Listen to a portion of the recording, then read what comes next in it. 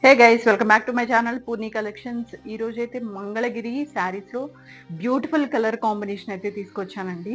So ఇది మనకు మంచిగా టమాటా రెడ్ కలర్, అలాగే మనకు ఇలా డార్క్ మెంతి కలర్ టైప్లో కాంబినేషన్ వచ్చిందనమాట. సో చీరకి మెయిన్ హైలైట్ ఏంటంటే మనకి ఇక్కడ ఎంబ్రాయిడరీ అనేది ఇచ్చారు.